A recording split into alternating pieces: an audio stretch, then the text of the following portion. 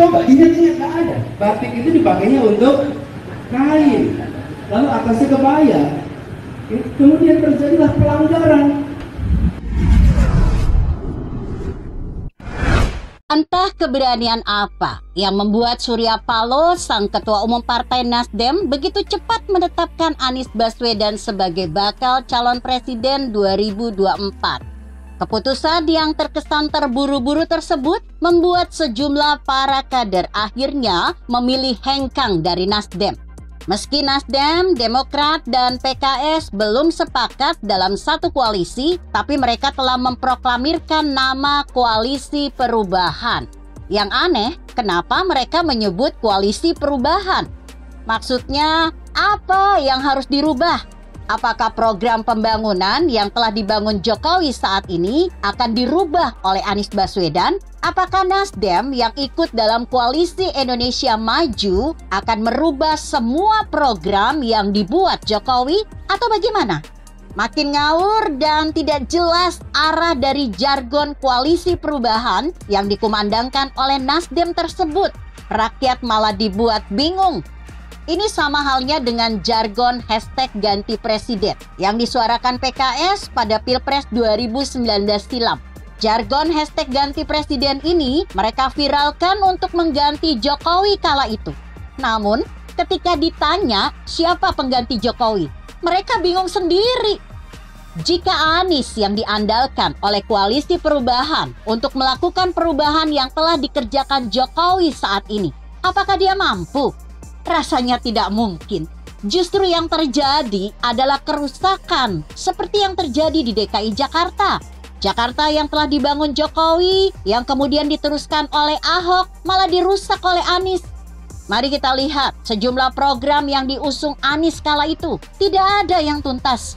Anies hanya mampu mengukir kata-kata indahnya sehingga mampu menghipnotis dan meninabobokan sebagian besar rakyat Jakarta.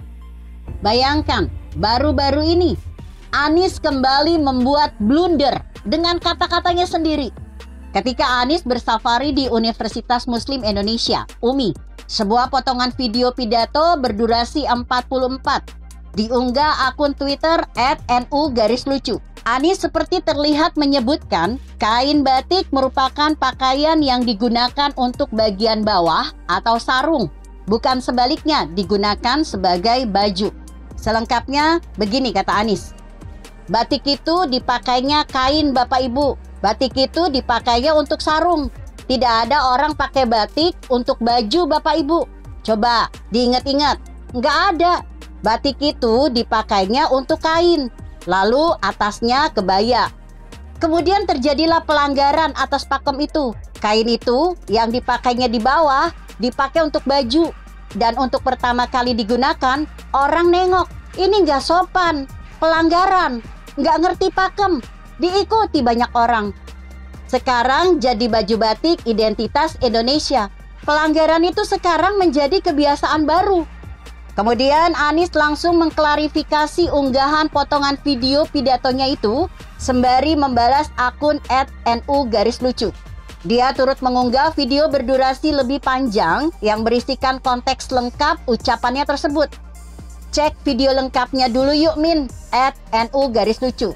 Sampaikan kebenaran walaupun itu kurang lucu. Timpal Anies lewat akun Twitternya @aniesbaswedan.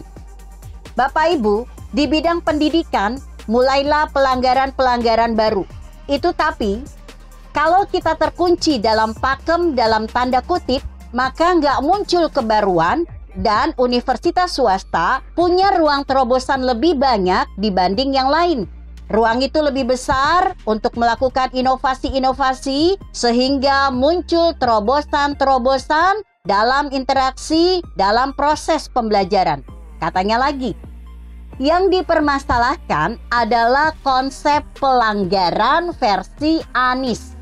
Padahal yang benar itu adalah inovasi yang biasanya berubah sesuai perkembangan zaman. Tapi menurut bahasa Anies yang super rumit, itu adalah pelanggaran atas pakem. Menjadi kebiasaan Anies selalu bersilat lidah dan mengutak-atik kata. Anies tidak memakai kalimat-kalimat yang gampang dipahami oleh orang awam, malah menyampaikan kalimat yang bikin bingung. Anies ingin kelihatan pintar dan cerdas, tapi jadi blunder. Ia lantas mengilustrasikan perubahan kebiasaan itu dengan pelanggaran pakem penggunaan kain batik pada zaman dulu. Diksi pelanggaran di video itu dimaksudkan Anies sebagai konotasi positif yang mendobrak kebiasaan. Anies menjelaskan, pada zaman dulu kain batik asalnya digunakan sebagai kain bawahan. Pakemnya dulu, pakaian pria selalu memakai baju kemeja polos ataupun lurik dan tidak berkemeja dengan bermotif gambar. Tapi Anies mengatakan pada satu waktu ada yang mengambil keputusan kain batik itu bukan sebagai bawahan, justru dijadikan kemeja bagi pria. Kain itu yang dipakainya di bawah dipakai untuk baju. Dan untuk pertama kali orang menggunakan, orang menengok. Ini nggak sopan, ini pelanggaran, nggak ngerti pakem. Tapi diikuti banyak orang.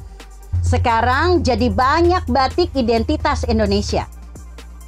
Anies mengatakan, kini pelanggaran penggunaan kain batik sebagai baju sudah menjadi kebiasaan baru. Karenanya, ia berpesan agar tak terkunci dengan pakem tertentu yang berakibat tak muncul pembaruan. Inovasi tapi dibilang pelanggaran pakem.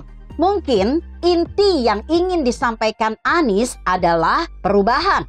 Tapi Anies menambahkan bumbu kata yang tidak cocok sehingga bikin bingung.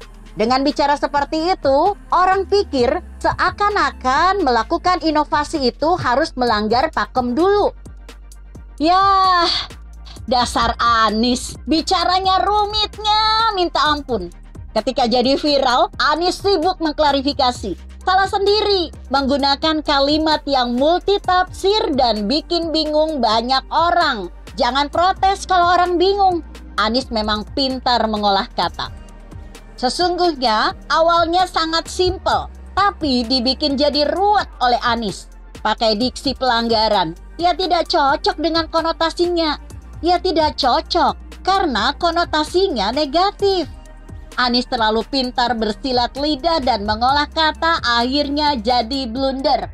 Inilah yang terjadi selama 5 tahun Anies menjabat sebagai Gubernur DKI Jakarta. Terlalu banyak menata kata dan waktu kerjanya hanya sedikit. Itu pun yang diomongin Anies kebanyakan tidak dimengerti. Masa sih model begini mau dipercaya untuk memimpin negara ini? Ini sama seperti saat Anies pidato tentang pribumi saat dilantik sebagai Gubernur DKI. Sebenarnya ini akibat dia terlalu pintar dan berpikir terlalu jauh saat bicara. Pidato Anies kadang sering dibandingkan dengan pidato Jokowi. Pendukung Anies bangga Anies pidato tanpa teks dan bisa berbahasa Inggris. Sedangkan Jokowi sering pakai teks atau contekan dan bahasa Inggrisnya minim. Untuk apa dibanggakan? Kalau ngomongnya Anies itu muter-muter yang bikin bingung. Coba tanya Anies, kenapa memilih kata pelanggaran? Apakah mau kelihatan keren karena bisa menemukan istilah baru seperti korupsi yang diubah maknanya jadi kelebihan bayar? Begitu kira-kira. Bagaimana menurut Anda? Jika Anda berpendapat lain, tuliskan komentar Anda di bawah ini. Saya Emma, Karisma 90.